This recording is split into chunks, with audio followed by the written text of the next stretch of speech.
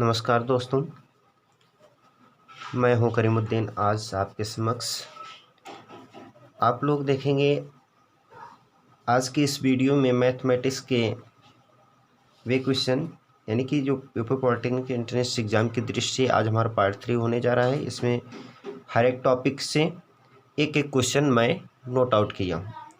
जैसे कि आप देख रहे हैं 35 नंबर चैप्टर जो है घन घनाभ तथा बेलन वाला। ये घन घनाभ तथा बेलन का चैप्टर से एक क्वेश्चन मैं लिया हूँ।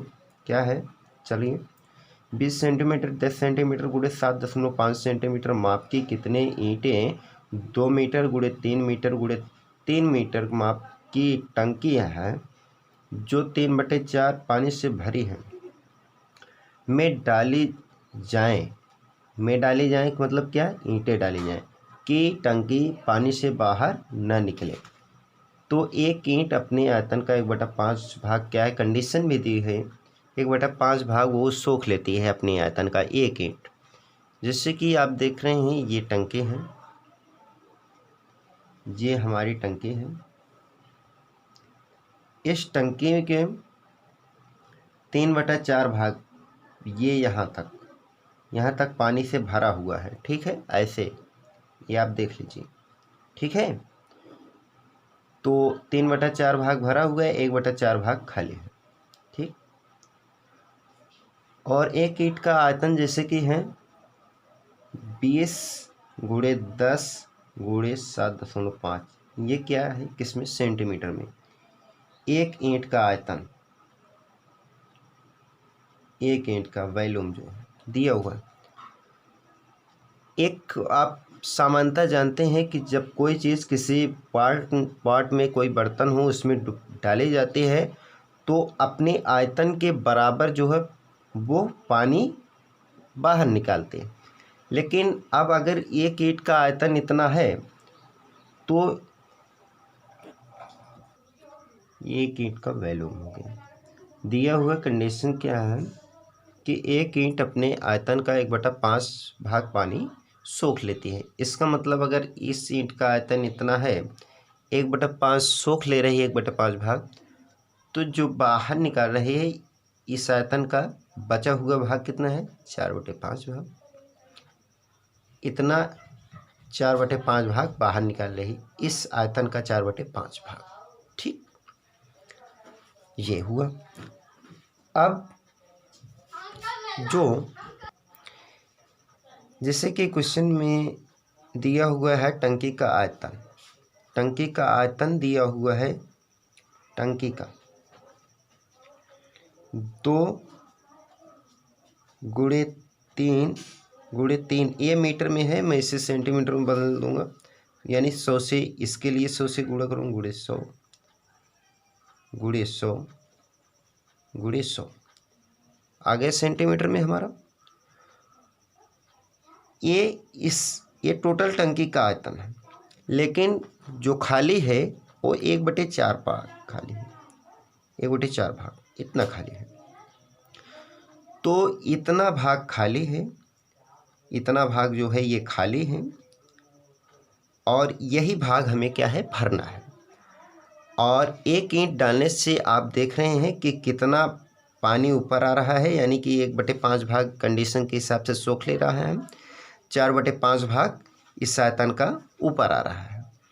एक ईंट इतने पानी अगर ऊपर कर रही है, एक ईंट अगर 20 गुणे 10 गुणे 7.5 गुणे 4/5 भाग इतना पानी ऊपर कर रहे हैं, तो कितने ईंटें मिलकर इसका मतलब है कि इतने आयतन के बराबर पानी ऊपर करेगी। ठीक है, तो मैं मानता हूँ, इधर देख लीजिए, 20 गुणे 10 गुणे 7.5 ये एक ईंट का आयतन है, और गुणे मैं मानता हूँ n ईंटें, कैपिटल N ईंटें, इस पानी को कैपिटल N ईंटें जो है मिलकर, अगर एक ईंट इतना है कर रही है ऊपर पानी, तो मैं मानता हूँ n ईंटें जो है मिलकर करेगी पानी ऊपर कितना, तो गुणे 100 गुणे 3 गुणे 100 गुणे 3 गुणे 100 गुणे 1/4। ठीक दोस्त, अब आप आसानी से सॉल्व कर लीजिए। जैसे कि ये 2 शून्य इधर कट गया तो इधर 100 कट गया। इधर 75 दशमलव हटाने के लिए क्या करूँगा, दशमलव हटा दूंगा तो नीचे 10 आ जाएगा। ठीक है, ऐसे होगा। तो 5 से चाहे काट दूँ, 2 पंचे 10, पहले 2 पंचे 10, 5 पचे 25, 3 75, 3 से इधर इधर 1 3 कट गया। ठीक है, 4 25 100। ठीक है, अब इधर कुछ नहीं बचा हुआ। अब इधर क्या बचा हुआ है, बटे में 4 बचा हुआ। 4 25 100। तो क्या होगा, कैपिटल एन बराबर होगा 2 गुणे 25 गुणे 3 गुणे 25। ठीक है दोस्त, 25 25 में 625 गुणे 3 दूनी 6 गुणे 6। तो 6 पंचे 30, 6 दूनी 12, 3 15, 6 6 36, 1 37। ये कैपिटल एन का मान हमारा हुआ। यही कैपिटल एन हमसे पूछा गया था। तो कैपिटल एन बराबर, यानी कि कैपिटल एन कुछ भी मान सकता है कि स्मॉल एन। तो इतनी ईंटें 3750 ईंटें जो है क्या करेंगी, पानी को यहाँ तक ले जाएंगी, 1/4 भाग। अब यहाँ तक ले जाएंगी जिसका मतलब इस जो पार्ट है इसके ऊपर पानी नहीं गया, तो नहीं गया तो इससे बहा भी नहीं पानी। तो चलिए आगे चलता हूँ। ये सभी इम्पोर्टेंट क्वेश्चन हैं। जैसे कि ये हमारा क्वेश्चन जो है प्रिज्म पिरामिड तत्संख्य से लिया हुआ क्वेश्चन है। ये क्वेश्चन दोस्त 2011-2013 पॉलिटेक्निक में आया हुआ क्वेश्चन है। बहुत इंपॉर्टेंट है, जो कि 2 बार आया हुआ है। चलिए देखता हूँ। दिया हुआ क्वेश्चन में यदि एच सी और भी क्रमशः ऊंचाई, एच क्या है, ऊंचाई, सी क्या है, यह सी और भी क्रमशः ऊंचाई वक्रपृष्ठ, ये वक्रपृष्ठ हुआ क्वेश्चन के हिसाब से, और भी हमारा क्या हुआ, आयतन, क्रमशः ऊंचाई वक्रपृष्ठ और आयतन, आयतन। ठीक है, अब मान क्या निकलना है, 3 pi V H cube, 3 pi V H cube minus से C square H square plus 9v square, ये इसका मान हमें निकालना है। ठीक है, सबसे पहले क्या करेंगे, 3 pi V H cube, 3 pi V, जैसे कि ये क्या है, शंक है, शंक के लिए आयतन v 1/3 पाई v का मान रख रहा हूँ। चलिए इसे ब्रेकर लगा रहा हूँ, इससे आपको समझ में आ जाएगा। 1/3 पाई r स्क्वायर h, पाई r स्क्वायर h, ये v का मान रख दिया। उसके बाद h क्यूब है, ऐसे लिख लिया। ठीक है, माइनस सी स्क्वायर यानी वक्रपृष्ठ, वक्रपृष्ठ क्या होता है, पाई आर एल, लेकिन एल क्या होता है, एच स्क्वायर, एल क्या होता है, under root H square plus R square के। ठीक, ऐसा कर लीजिए। तो मैं सी का मान रख रहा हूँ, पाई आर, अब एल का मान क्या करूँगा, under root H square plus R square, ये हुआ। इसके टोटल का वर्ग और एच स्क्वायर का गुणा, ये वाला लिखे, प्लस 9, फिर भी का स्क्वायर है, आयतन का square, 1/3 pi R square H का होल स्क्वायर। ठीक है, ऐसा कर लिए यार। चलिए इधर से क्या करूँगा, इसका वर्ग नहीं है तो इससे क्या होगा, गुणा में हो जाएगा। 3 पाई गुणे 1/3 pi R square H into H cube, यानी एच का हाथ 4 हो जाएगा, माइनस पाई वर्ग है, स्क्वायर लगा रहा हूँ, आर स्क्वायर, और इसका वर्ग खुल जाएगा तो एच स्क्वायर आर स्क्वायर। ठीक है, ये एच स्क्वायर का गुणा हो जाएगा प्लस 9 1/, इसका मैं खोल दे रहा हूँ 1/9 पाई स्क्वायर आर घात 4 एच स्क्वायर। 3 से 3 यहाँ ऊपर नीचे, तो बचा क्या, pi square R square H घात 4 minus pi square R square का इसमें गुणा कर रहा हूँ एच स्क्वायर का, pi square R square H घात 4 माइनस पाई स्क्वायर आर घात 4 एच स्क्वायर प्लस 9 से 9 कट जाएगा, पाई स्क्वायर आर घात 4 एच स्क्वायर। जैसे कि आप देख रहे हैं कि pi square R square H घात 4 ये इससे कट जाएगा, पाई स्क्वायर आर घात 4 एच स्क्वायर ये इससे कट जाएगा, तो क्या आया हमारा आंसर 0 आया। इसमें हमारा क्या होगा, डी पार्ट सही होगा। जैसे कि ये वाला क्वेश्चन दोस्तों, ये गोला से लिया गया है, गोला से लिए हुए क्वेश्चन है। मैंने उन क्वेश्चन को जैसे कि आपको बताया कि नोट आउट किया हूँ, जो हमारे देखने में जो अच्छे थे, महत्वपूर्ण थे। उसी तरीके से एक क्वेश्चन है, एक गोले का आयतन, ये गोला है, इसकी त्रिज्या मैं मानता हूँ कैपिटल R1 है, कैपिटल R, या इससे मैं मान लेता हूँ R, कुछ भी मान लूँ, चूँकि बेलन है इसलिए अलग मान रहा हूँ। गोले का आयतन यानी कि 4/3 पाई R⁴ गोले का आयतन, ये गोले के लिए गोले का आयतन जो है, एक बेलन जिसकी ऊंचाई उसके अनुप्रस्थ काट के व्यास के बराबर है, एक बेलन जिसकी ऊंचाई उसके अनुप्रस्थ काट के व्यास के बराबर है। अगर इसकी त्रिज्या R है तो व्यास क्या होगा, 2R होगा, 2R होगा, ठीक है। तो ये ऊंचाई भी बता रहे हैं अनुप्रस्थ काट के व्यास के बराबर, यानी कि 2R के बराबर है। तो इसका आयतन क्या होगा, पाई R² यानी कि त्रिज्या का वर्ग इंटू एच, एच का मान क्या है 2R है, गुणे 2R कर दिया, ठीक है। आयतन से 3 गुना है, कौन 3 गुना है, क्वेश्चन के अनुसार के आयतन से 3 गुना है, कौन 3 गुना है, ये गोले वाला आयतन, यानी 4/3 पाई R⁴,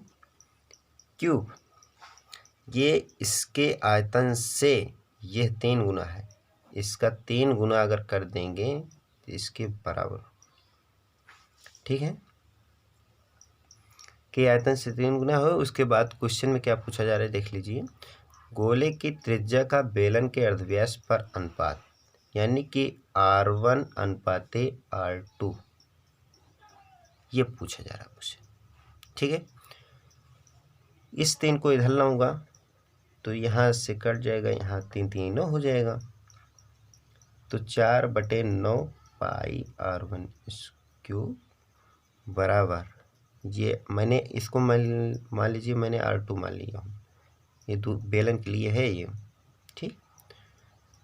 तो पाई R2 का स्क्वायर और इंटू R2 यानी R2³ गुणो 2, 2 दूना 4,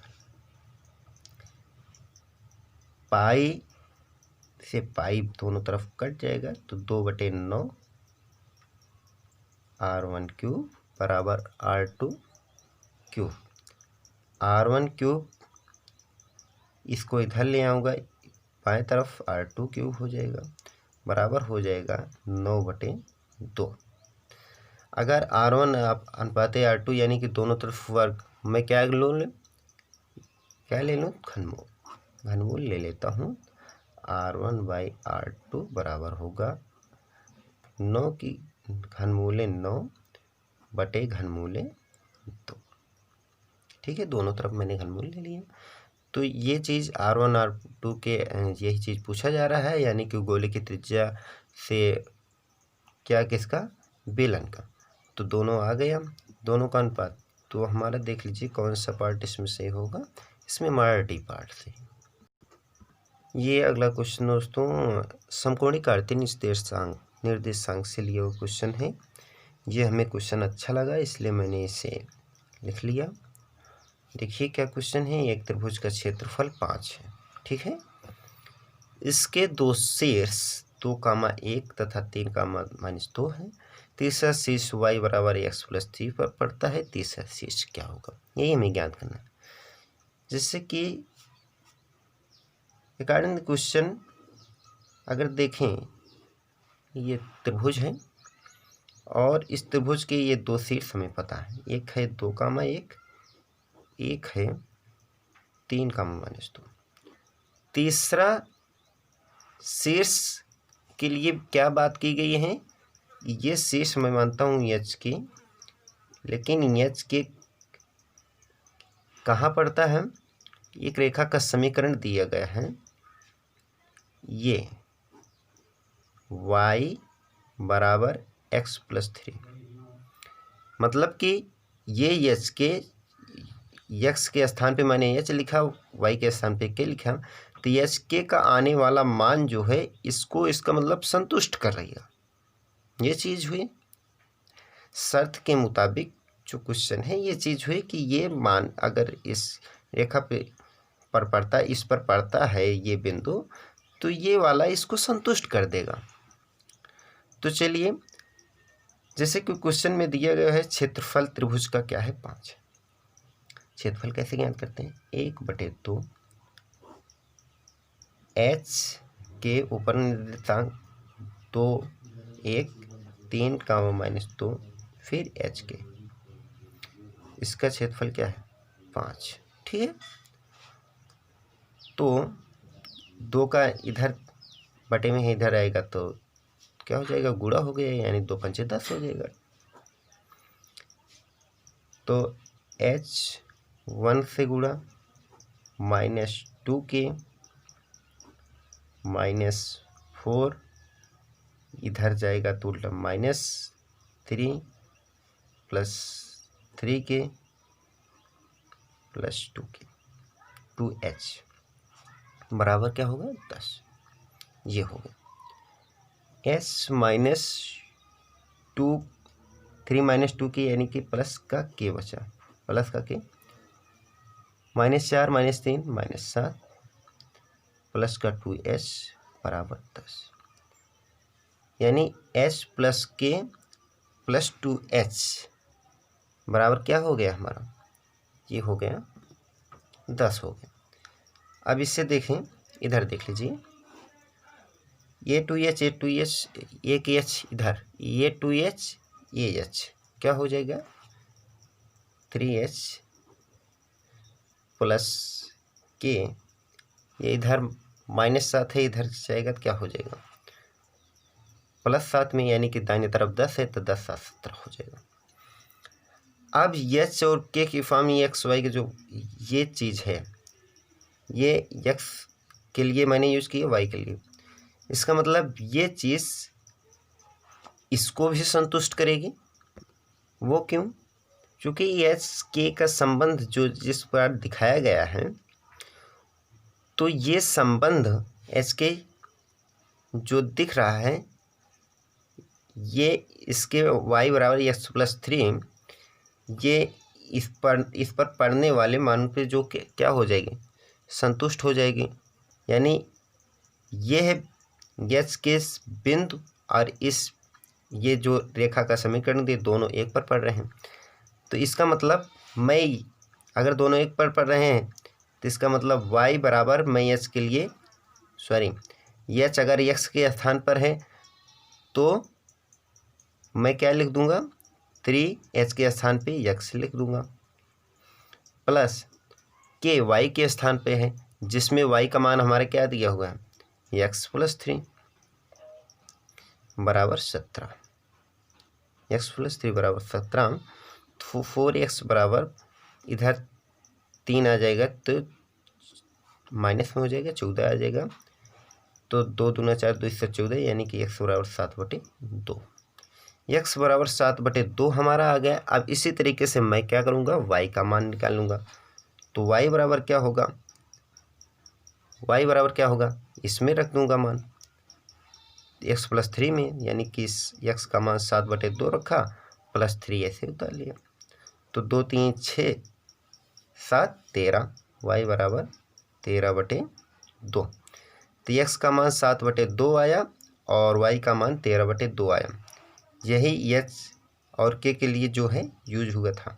x तो x का मान क्या आया 7/2, 13/2 y का मान। तो इसमें से हमारा डी पार्ट सही होगा। बस थोड़ी सी बारीकी इतने में है कि ये बिंदु जो है एच के जो मैं माना हूँ x और y के स्थान पे। उसके बाद इस रेखा पर यानी y बराबर x+3 पर यह पड़ रहा है। तो ये हमारे समझ से बहुत ही इम्पोर्टेंट क्वेश्चन है। चलिए आगे चलता हूँ। जैसे कि दोस्तों 39 नंबर चैप्टर से सरल रेखा से लिया वो क्वेश्चन है उस रेखा का समीकरण ज्ञात कीजिए जो 3, -1 और 8, 9 बिंदुओं को मिलाने वाली रेखा को, ये दो बिंदु हैं मैं मानता हूँ, और ये दो बिंदुओं को ये मिलाने वाली ये रेखा हो गई। ठीक है, पहला बिंदु 3, -1 है, दूसरा बिंदु 8, 9। क्या हुआ, जो बिंदु 3, -1 और 8, 9 बिंदुओं को मिलाने वाली रेखा को 2:3 के अनुपात में, जो ये अनुपात 2:3 में विभाजित करती है, तो वो कौन सी रेखा है, वही रेखा पूछी जा रही है। उस रेखा का समीकरण याद कीजिए जो 3, और 8, 9 को मिलाने वाली रेखा, ये रेखा हुई। इस रेखा को जो काट रही है रेखा, ये रेखा काट रही है, ये 2:3 के अनुपात। अगर यहाँ से इस बिंदु तक 2 होगा 2x होगा, तो यहाँ से इस बिंदु तक 3x होगा। यानी अगर इसका अनुपात निकालें कि यम अनुपात, ये मैं यम मानता हूँ, और ये यन, यम अनुपात यन क्या आएगा, 2:3 आएगा। ठीक है दोस्तों, और मैं मानता हूँ ये x और y से होकर गुजर रहे हैं। ये बिंदु मैं मानता हूँ ये XY है, और ये साथ साथ x अक्ष के साथ 45 डिग्री का जो है कोण बना रही है। क्वेश्चन में देख लीजिए, तथा x अक्ष से 45 डिग्री कोण बनाती है। तो इस रेखा का समीकरण क्या होगा। आसान सा क्वेश्चन है, थोड़ा ध्यान देना है बस। जैसे अगर इस रेखा का समीकरण हमें निकालना तो पड़ना ही जरूरी है, ये पूछा जा रहा है। तो हमें इस रेखा का समीकरण निकालना है जिसमें बिंदु दिया गया हो, यानी XY है, और इस साथ साथ x से जो झुकाव है, प्रवणता जो है, यम जो है tan 45 दिया है, यही होती है प्रवणता। अगर इस तरीके से दिया हुआ है तो रेखा का समीकरण क्या होता है, y माइनस ये x1 y1, तो यही चीज़। चलिए, y माइनस y1 बराबर यम x माइनस x1, यही समीकरण होता है। अगर बिंदु दिया हुआ है, जिस बिंदु से जा रही है झुकाव दिए गए हैं, तो यही होगा समीकरण रेखा का। लेकिन बिंदु x1 y1 है क्या, ये चीज़ हमें नहीं पता है, इसे ज्ञात करते कैसे हैं। तो अगर मैं देखिए x निकालता हूँ x1, तो कैसे निकालता हूँ, यम x2 का मतलब यम अनुपात यन का क्या है, 2:3 है, यम और यन 2:3 का है। तो यम x2, यम 2x2, x2 क्या है हमारा, x2 के स्थान पे ये क्या है, 9 है, गुणे 9 प्लस ये अंत विभाजित है ना, इसलिए प्लस यन का मान क्या है 3, यन y1 इसमें क्या है -1 बटे m प्लस यन, यानी कि 2 + 3, 9 दूनी 18 - 3 15 बटे 5 3 15, ये x1 का मान निकल गया। उसी तरीके से y1 इसका मान ज्ञात करिए कैसे, y का मान जो ज्ञात करना है, तो क्या करेंगे, यम गुणे y2 8 प्लस यन का मान 3 y1, सॉरी एक चीज़ ध्यान दीजिएगा, ये तो इतना सही है, लेकिन मैंने यम के स्थान पे 2 लिखा, x2 के स्थान पे 9, ये y2 के स्थान पे लिखा, ये y1 ज्ञात करने के लिए, चूँकि y हमेशा मान रखा हूँ ना, तो इसलिए ध्यान रहे। अब मैं x1 निकाल रहा हूँ, ये इसलिए y1 कर दिया चूँकि मैं y का मान ही मान रखा, यहाँ y 9 रखा तो ये y का मान था, यहाँ -1 रखा तो y1 का मान था, इसलिए ये किसका मान होगा, ये वाला किसका मान होगा, y1 का मान होगा। अब x1 निकाल रहा हूँ, यानी कि 2 गुणे यम गुणे x2 को मान 8 प्लस यन 3 गुणे x1 का मान क्या होगा, 3 होगा, बटे m प्लस n 2 प्लस 3।